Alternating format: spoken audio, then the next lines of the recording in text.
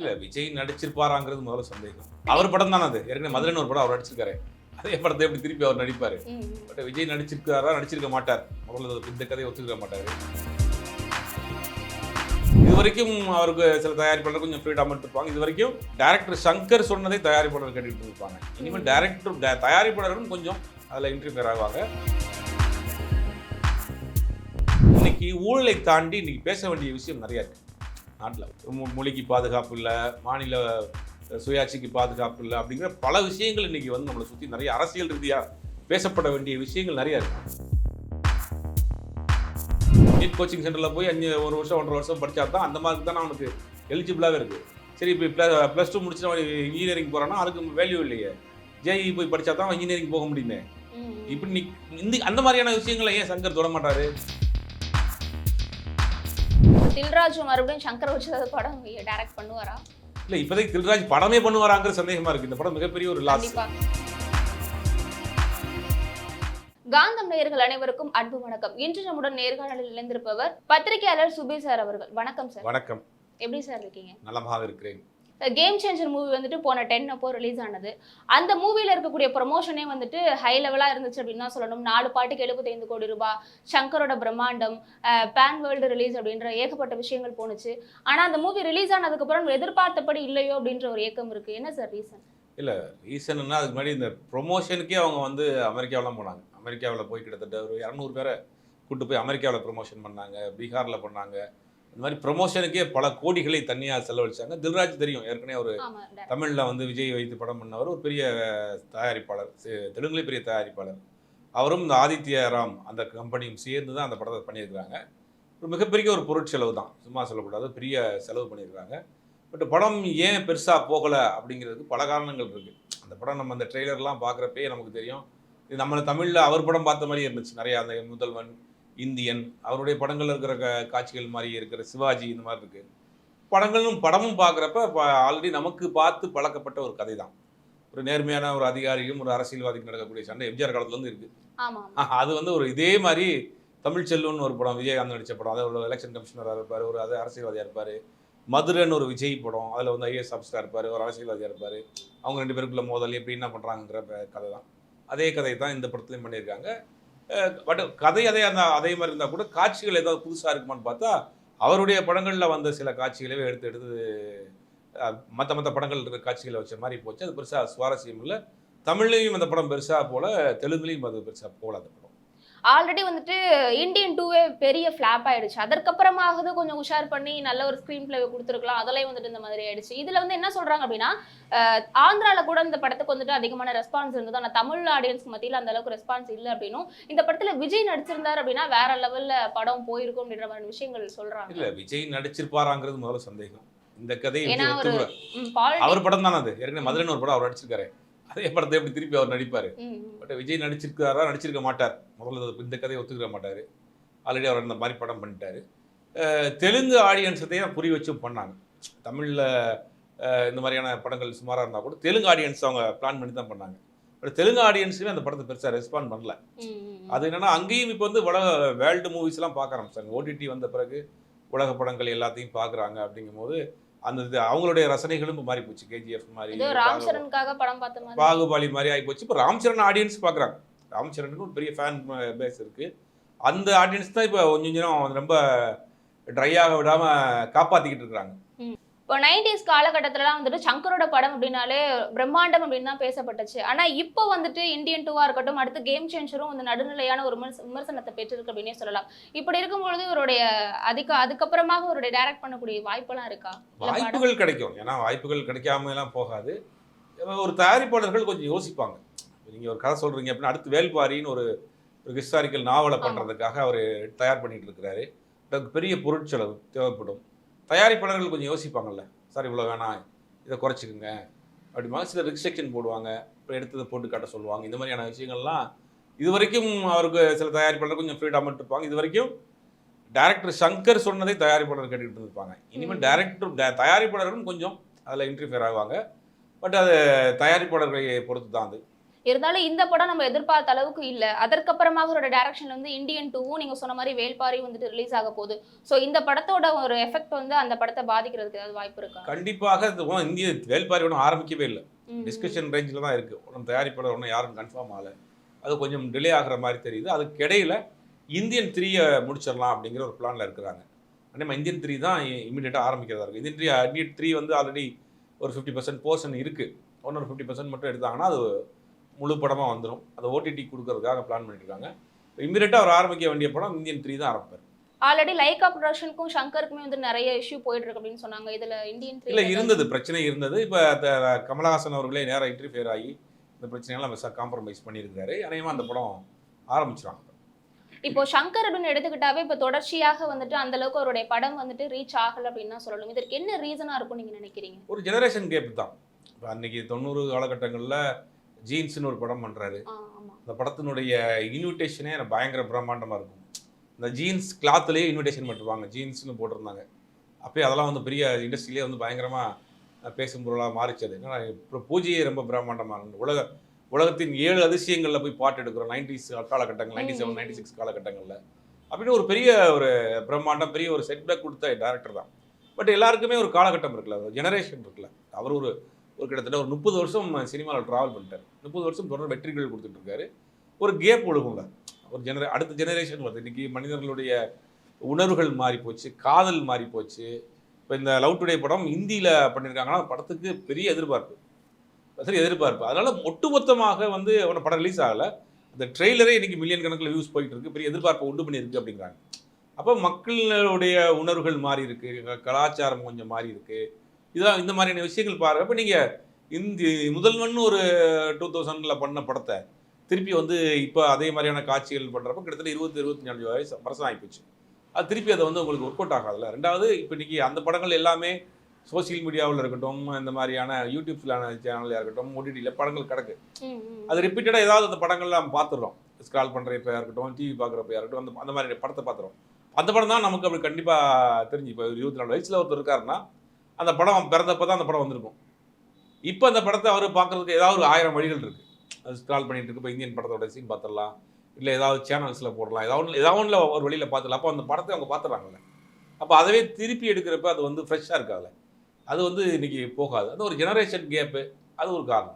இப்போ இந்த game changer movie கூட பழைய ஓல்டு அந்த ஸ்டோரி பேஸ்டு தான் இருக்கும். அப்படி பார்க்கும்போது இந்த கரப்ஷன் அப்படின்றது இப்போ வரைக்குமே நாட்டில் இருந்துட்டு இருக்கு அப்படின்ற விஷயத்தை தான் வந்துட்டு சங்கர் அவருமே சொல்லியிருக்காரு. அப்படி இருக்கும் பொழுது இப்போ இருக்கக்கூடிய யங்ஸ்டர்ஸ் வந்துட்டு இந்த பாலிடிக்ஸ் படிச்சு அப்டேட் ஆகணுமா, இல்லை சங்கர் தான் அப்டேட் ஆகாம இருக்காரு? இல்லை, இன்னைக்கு பாலிடிக்ஸ் படிச்சு அப்டேட் ஆகணுமான்னா பாலிடிக்ஸ்க்கு அவங்களுக்கு இன்ட்ரெஸ்ட் கிடையாது. படம் பார்க்குற ஆடியன்ஸ் 18 ஒரு 24 வயசுக்குள்ள இருக்கவங்க தான் அதிகம் படம் பார்க்கக்கூடியவங்க.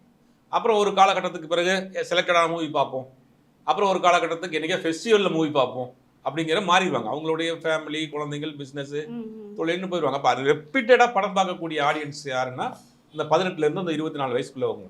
அவங்களுக்கு பாலிடிக்ஸ் வந்து பெருசாக அவங்க இன்ட்ரெஸ்ட்டாக காட்டப்பட்டாங்க. அவங்கள சுற்றி நடக்கக்கூடிய விஷயங்களாக இருக்கும். அதை தாண்டி இன்னைக்கு ஊழலை தாண்டி இன்னைக்கு பேச வேண்டிய விஷயம் நிறையா இருக்குது நாட்டில். ஊழல்ங்கிறது ஒரு முக்கியமான பிரச்சனையாக இருந்தால் கூட அதை தாண்டி இன்னைக்கு வந்து மொழிக்கு பாதுகாப்பு இல்லை, மாநில சுயாட்சிக்கு பாதுகாப்பு இல்லை அப்படிங்கிற பல விஷயங்கள் இன்றைக்கி வந்து நம்மளை சுற்றி நிறைய அரசியல் ரீதியாக பேசப்பட வேண்டிய விஷயங்கள் நிறையா இருக்குது. ஊழல்ங்கிறது ஒரு எக்ஸ்பீரியான ஒரு டெம்ப்ளேட் ஆயிடுச்சு. அதை தூக்கிட்டு வந்து பழைய மாதிரி தூசி தட்டி நீங்கள் ஒரு படம் பண்ணுறது வந்து அவங்களுக்கு பெருசாக இருக்காது. ரெண்டாவது இந்த பாலிடிக்ஸ் படம் வந்து இந்த யங்ஸ்டர்ஸ் அவங்க பெருசாக ரசிக்கிறது இல்லை. பாலிடிக்ஸ் சம்மந்தமான படங்களை வந்து அவங்க ரசிக்கிறது இல்லை.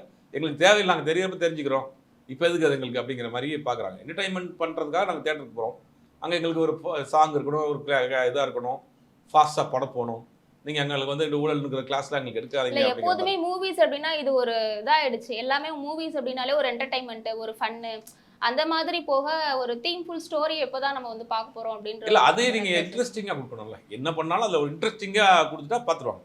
ஆமாம் ஆமாம். அந்த ஒரு சுவாரஸ்யம் குறையிறப்ப தானே அங்கே லேக் ஆகுது.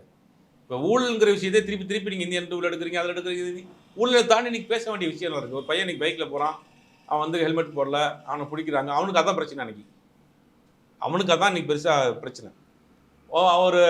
ஒரு காலேஜுக்கு போகிறான், ஃபீஸ் அதிகமாக இருக்குது, அவனுக்கு அதான் பிரச்சனை. ஊழலுங்கிறது வந்து இன்றைக்கி நம்மளை அறியாமல் அது காத்தா கலந்த மாதிரி ஆயிடுச்சு. இன்றைக்கி அதை தாண்டி பேச வேண்டிய விஷயம் இருக்குது. ஏன்னா என்ட்ரன்ஸ் எக்ஸாம் இருக்குது. ஏன் சங்கர் வந்து நீட்டுக்கு எதிராக படம் எடுக்க மாட்டாரா? இன்னைக்கு வந்து 1200 மார்க் ஒருத்தன் ப்ளஸ் டூ படிக்கிறான்னா அந்த மார்க் எதுக்கு பயன்படலையே. நீட் கோச்சிங் சென்டரில் போய் 1 வருஷம் 1.5 வருஷம் படித்தா தான் அந்த மார்க் தான் அவனுக்கு எலிஜிபிளாகவே இருக்குது. சரி இப்போ ப்ளஸ் டூ முடிச்சுட்டு அவன் இன்ஜினியரிங் போகிறான்னா அதுக்கு வேல்யூ இல்லையே. ஜேஇ போய் படித்தா தான் அவன் இன்ஜினியரிங் போக முடியுமே. இப்படி அந்த மாதிரியான விஷயங்களை ஏன் சங்கர் தொட மாட்டார்.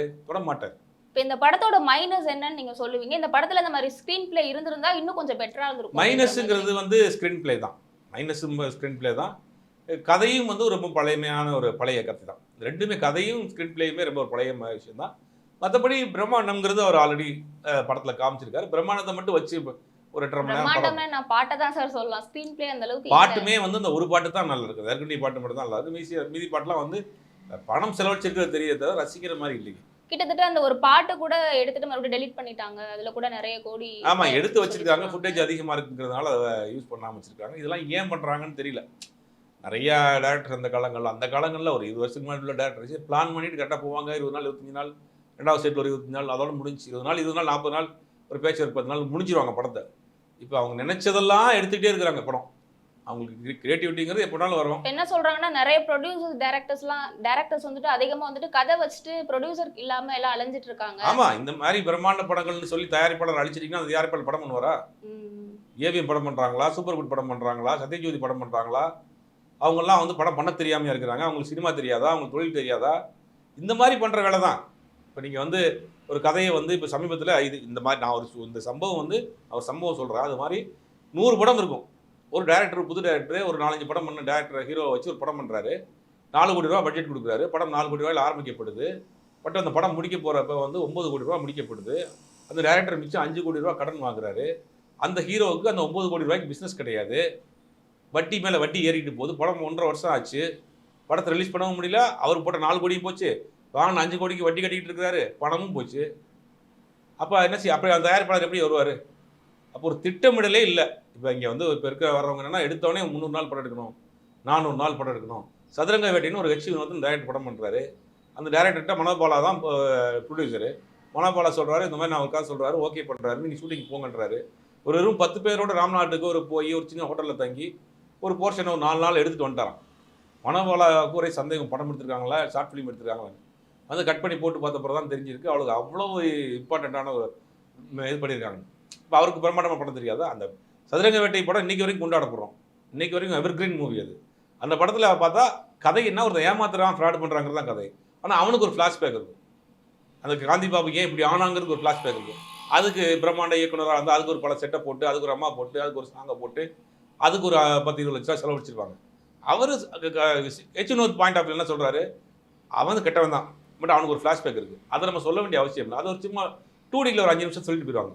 அவங்க அம்மா இருந்தாங்க, இறந்து போனாங்க, தீ வைக்க கூட ஈமச்சடங்கு செய்கிற கூட காசு இல்லை அப்படிங்கிற அந்த கதையை வந்து ஒரு ஷார்ட்டாக ஒரு ஃபார்மில் வந்து 2Dயில் செஞ்சு விட்டாங்க. ஆனால் கதையை என்ன சொல்கிறோம், அவன் எப்படி ஃப்ராடு பண்ணுறாங்கிறது தான் கதையை ஸ்கிரிப்டே. அப்போ எதுக்கு செலவு பண்ணணும், எதுக்கு செலவு பண்ணக்கூடாதுன்னு தெரியணும்ல.